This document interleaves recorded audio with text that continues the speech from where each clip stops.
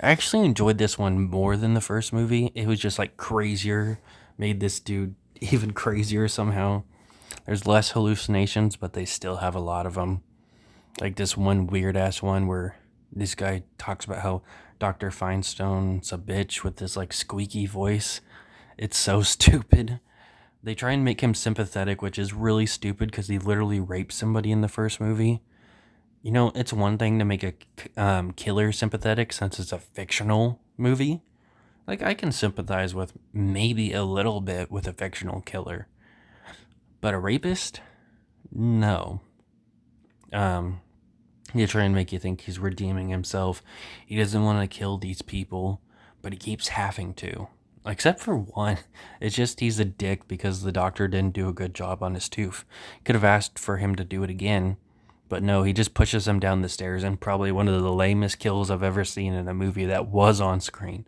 Because he like barely pushes him. It's a really slow fall, but nothing really happens. A slow fall with him banging his head down the stairs or something would be cool, but no, he's just kind of tumbling down like a tumbleweed. It's not cool. Um, and he's dead now, I guess. So eventually he's convinced to take the job, even though he doesn't want to do it, because he ends up doing one successful thing where he's able to fix Jamie's tooth without killing her. So now he thinks he can handle the job, which he cannot. They end up trying to reuse the same plot from the first movie, where he says not again, because Jamie kisses this guy Robbie. But no, you are not dating Jamie. She isn't cheating on you. What the fuck are you talking about, bro? Um, they're not dating. They're not married. They're not anything. It's really stupid. I did like the reoccurring joke of him being mad about the cap, though. His dental cap falling out. Um, that was hilarious. Eventually, there's like this private eye story that goes absolutely nowhere. The wife from the first movie that got all her teeth ripped out and her tongue ripped out, she has her teeth back, but not her tongue, so she writes down stuff.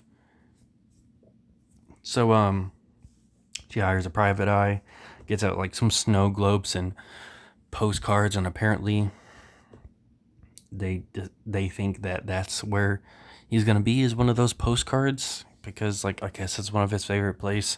So the private eye ends up being right and going to paradise thing, and then like takes a picture of him, shows it to her, and dips from the movie.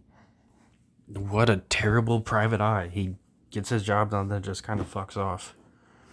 Um, doesn't inform the police or anything.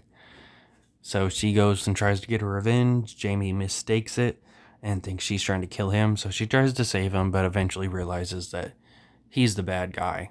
A lot of the kills in this movie were kind of lame, more off screen.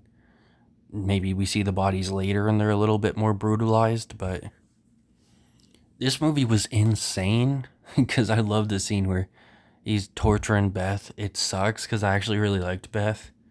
And she does more investigating than the actual private eye, which is hilarious. I don't know if they did that on purpose or not, but God, the poor girl did not deserve any of that. But it just shows how crazy he is.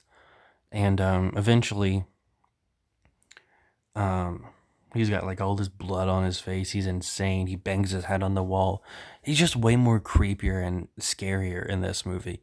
In the first movie, I wasn't really that intimidated by him, but he actually acts more like a horror villain in this movie. He ends up killing his wife. Jamie ends up shooting the shit out of him with a nail gun as a callback to an earlier scene, but they changed the lines for whatever reason, where he accidentally shoots the nail gun and he says, "Oh, I didn't know it was loaded." But he's like, "What if it's not plugged in?" They could have just said, "What if it's not loaded?" And then she said, "What if it is?" Would have been much cooler. Um, the tension when Robbie comes in is pretty cool. The fight kind of sucked. Um, he ends up driving away and fucking talking about his tooth again and pulling nails out, and that's how the movie ends. I never got a third movie, which is a shame. I actually really enjoyed this one.